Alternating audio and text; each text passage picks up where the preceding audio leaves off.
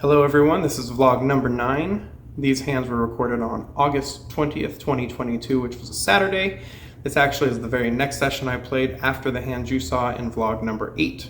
This session is more 2-5 no limit at Bellagio, as they all have been so far, but I'd like to know from you guys what you'd like to see me play. I could play some 1-3 and show you the differences between how I play 1-3 and how I play 2-5 and why I play them differently and how I think is the best way to play 1-3 to maximize your profits. I could also take some shots at 5-10 probably, but I think that maybe isn't that interesting because all of the vloggers are playing 5-10 at Bellagio, at least most of the big ones. Please let me know in the comments what you think would be interesting for my vlog. Before we get into the hands, a couple things I wanted to say. First, thank you so much to everyone who's subscribed, and I appreciate the likes and the comments as well. It's really helping my channel grow. My goal is still 1,000 subscribers, so we're getting there. Last time I showed every starting hand I had for the whole night, and most people who commented seemed to like that, and the people who didn't really care didn't seem to hate it. I think they just didn't really care too much.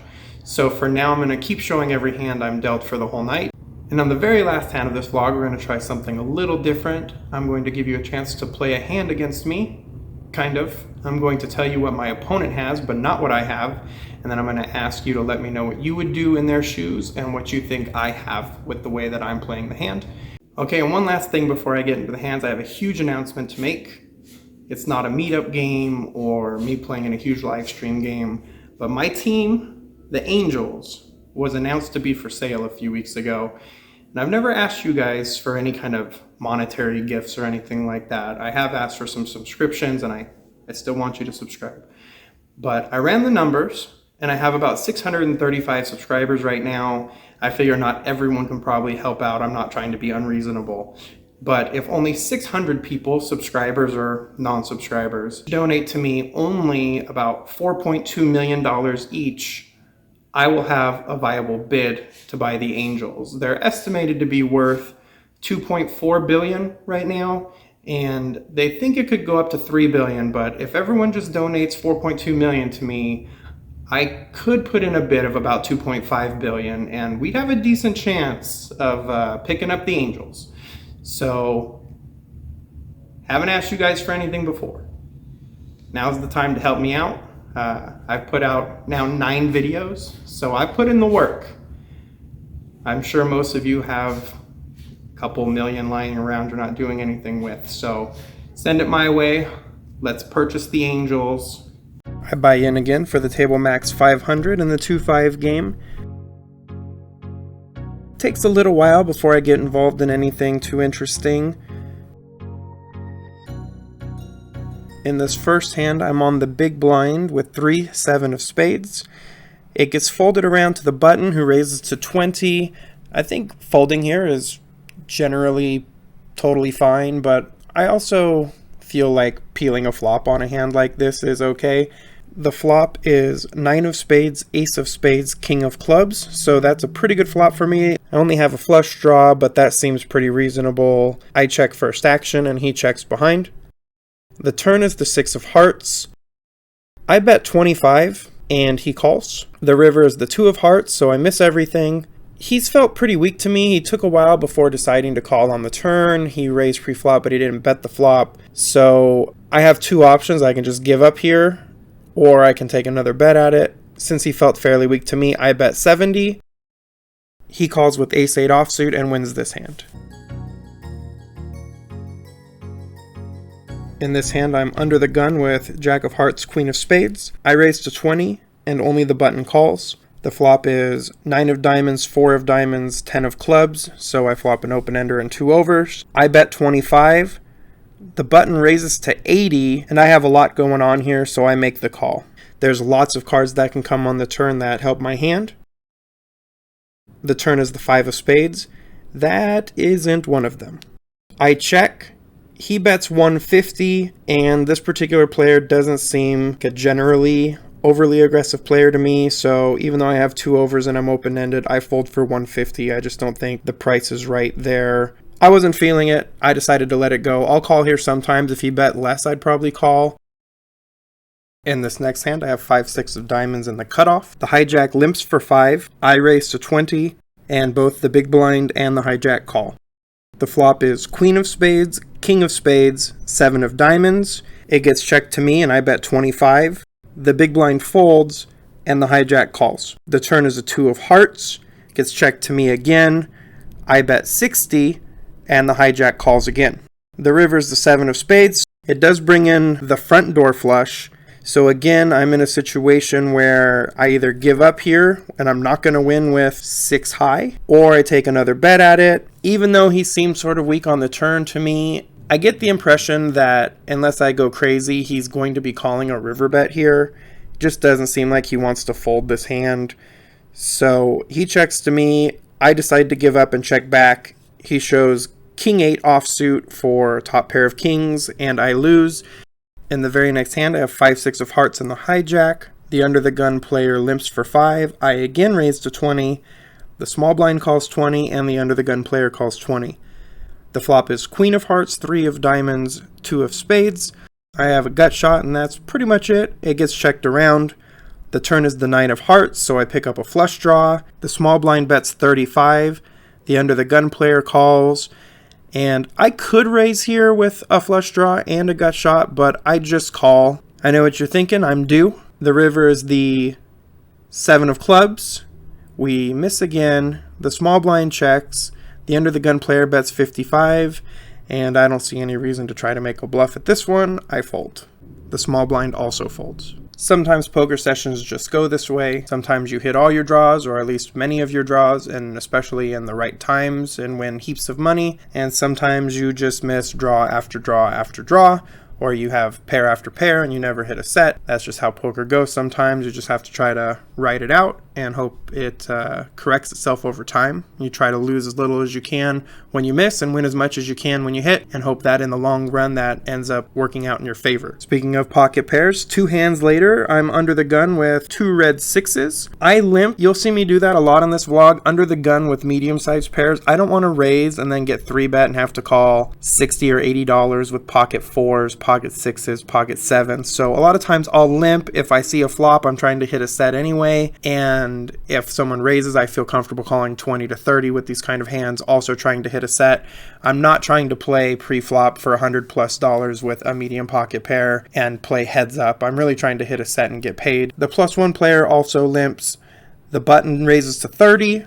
The big blind calls 30. I'm happy to call 30 here, and the +1 player also calls. The flop is king of diamonds, ace of clubs, 7 of diamonds, so I pretty much kill that flop. And there's 4 people in. I'm definitely not taking a stab at this one.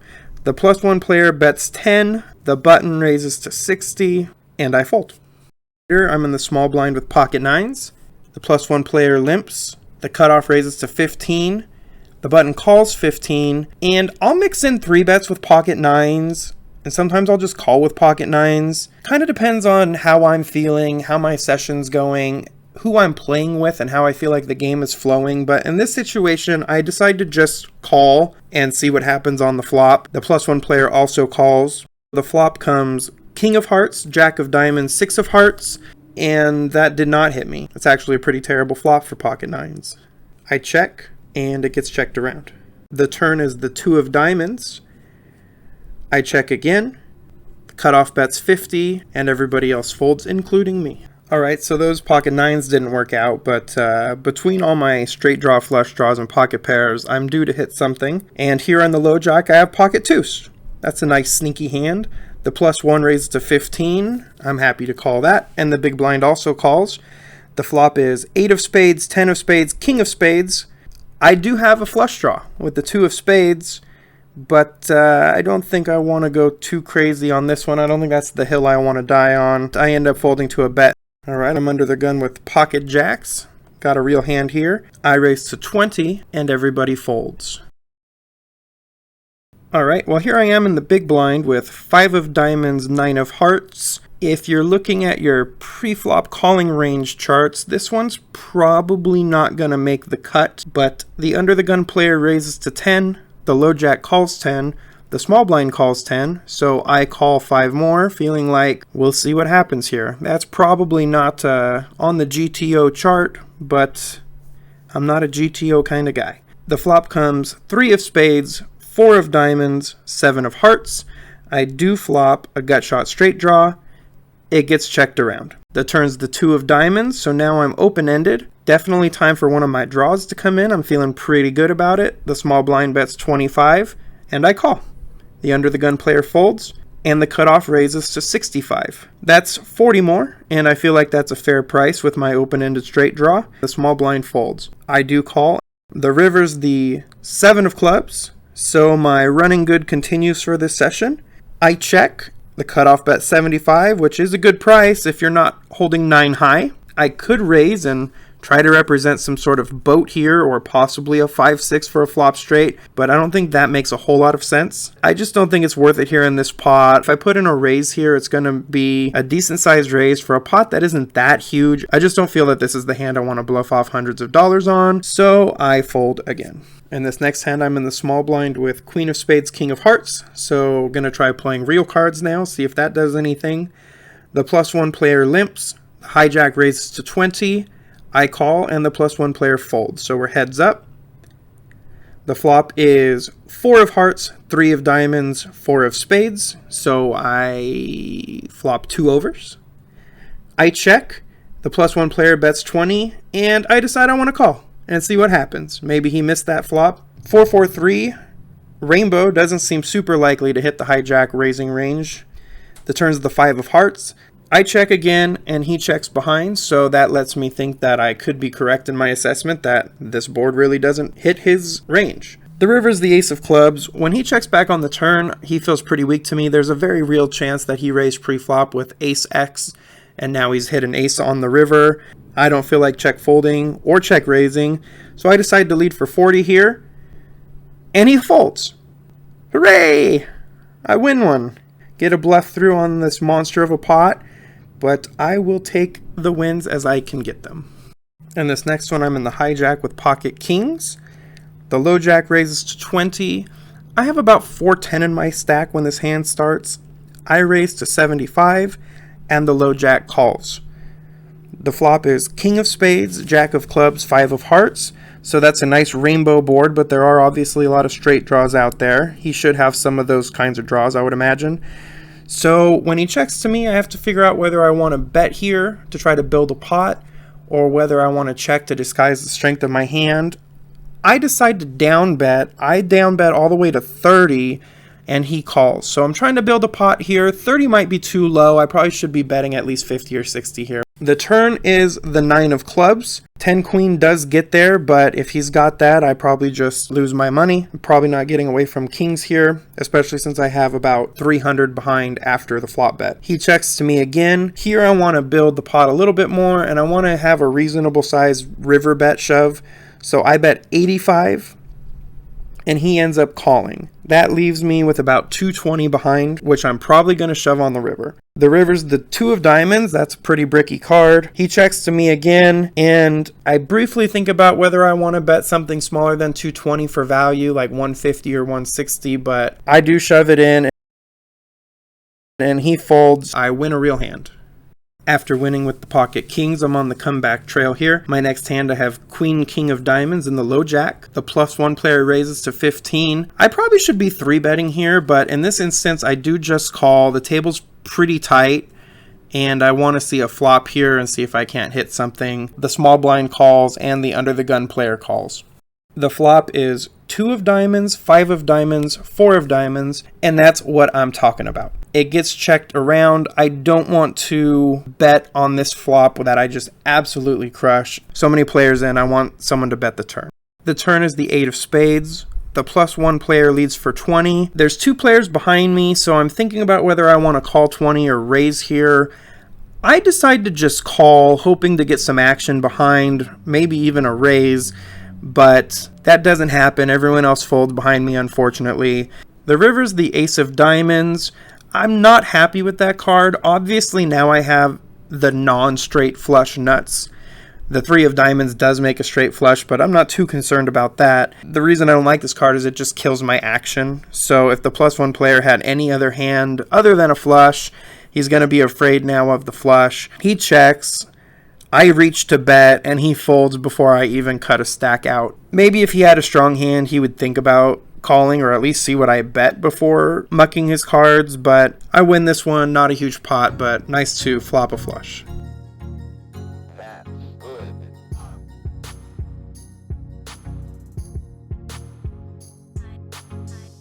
Here I'm in the cutoff with pocket jacks, so starting to catch some cards, pretty awesome. It gets folded around to me, I raise to 20, and everybody folds. After a few more hands, I'm not very excited with my game. It just doesn't feel very good to me, so I look around for a better game and I decide to switch tables. My first hand in the new game, I'm in the low jack and I have Queen King of Spades. I raise to 20. And everyone folds, but maybe it's an omen of good things to come. A little bit later, I have pocket tens on the big blind. The cutoff raises to 15. The button calls, and here I do 3-bet to 75. This is a bit of a misclick. I was actually trying to raise to something between 60 and 65. I end up putting out a little too much at 75, and everybody folds. I don't know if it makes any difference. Maybe they would have folded to a bet of 60, but it wasn't my intention to bet quite so much. A little bit later, I have pocket nines in the hijack, so a lot of pocket pairs tonight. Not a ton of them too big, some jacks and of course the kings, but pocket nines. The +1 player limps. I raise to 20. The +1 player calls and everyone else folds. The flop is jack of diamonds, 8 of diamonds, 10 of clubs. I do have the 9 of diamonds, not that I'm super hopeful of any crazy straight flushes here, but I am open-ended. It gets checked to me. I bet 20. That's not a bad flop for nines, and he folds. In this next hand, my string of huge hands continues. I'm in the +1 with jack 7 of clubs. I decide to limp, and you probably shouldn't do that. With jack 7 of clubs in the +1, it's not a strong hand. But this game has also been a lot of limping since I've been here. It hasn't been very action-y. Hasn't been very aggressive, so I'll play jack 7 for 5, and I can call a small raise with it. But I wouldn't be calling here pre-flop if there was a lot of pre-flop raising in this game. So I limp, the cutoff limps, and so I do get to see a flop with it for $5. The flop is 10 of clubs, 2 of clubs, 4 of clubs. Again, that's what I'm talking about. That's why you should always play jack 7 suited in the +1 or any position. Never fold it. It gets checked around. The turn's a 10 of hearts. That's not a great card. The big blind bets 10. This time I do decide to raise with my flush. In case he has a 10, maybe I can get some money in this pot. So I raise to 30, and everybody folds.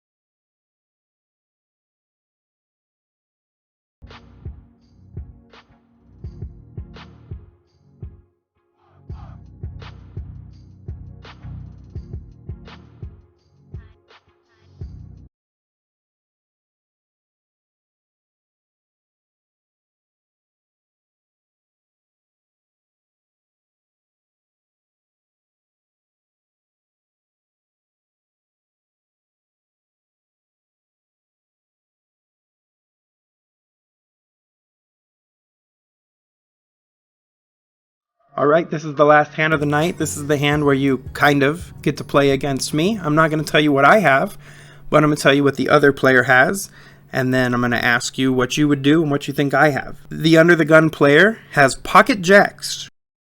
I'm on the button.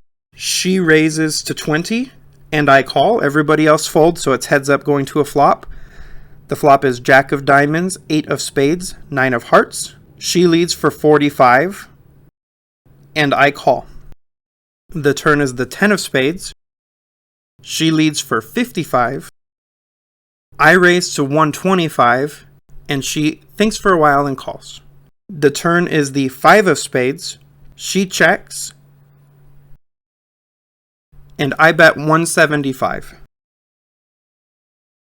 Now I want you to pause the video and tell me what you would do with her hand in this situation. What do you think I have? And what would you be doing in her situation with the set of jacks here? She ends up tank calling with top set of jacks here, and I have king 10 offsuit. So I flopped an open-ender, turned a pair of 10s, river missed, but I'll tell you my thought process. If you're not interested, you don't have to listen. But the reason I played the hand the way I did is On the flop, I flop open-ended with an over. The turn puts a 4-liner on the board, and I'm not really betting my 10 at this point. Now I'm bluffing. And I also am still open-ended, and if the queen comes, then I figure I'm probably ahead unless she has ace-king. But when the turn comes a 4-liner, my read of her body language is that she hates the turn, and she down bets to 55, which to me felt kind of like she was doing a blocker bet here. She wanted to bet 55 and see what happened. I don't think she felt very good about the hand. That's when I decided to raise to 125 because I don't put her on a straight here. I feel like she's probably got an overpair is really what I was thinking. I mean, top set makes sense also, but in my mind, I'm thinking she's got a real hand. She's probably got an overpair, especially when I raise the turn and she calls. I obviously know she has a real hand, but I feel pretty confident she doesn't have the straight. I really think she hates the turn. The spades come in on the river, although I didn't really play it like I have a spade, although I could be semi-bluffing a turn with a fake straight draw and then I make a flush. But I just figure when the spade comes in on the river and she tank calls the turn, I just don't put her on a straight, and I think it's very hard to call a river bet without a straight or a flush here unless she just thinks I'm bluffing. I feel like in hindsight, this player probably didn't actually put that much thought into my thought process and really just thought, hey, I have top set, I'm not going to fold it. I've thought since this session that maybe if I jam, she folds. I thought that betting 175 instead of jamming for like 320, I think is what I had at that time, looks a lot more like a value bet. I'm not really wanting my hand to look polarizing at that point. I think when I raise to 125 and then I bet 175, it just screams that I'm betting for value.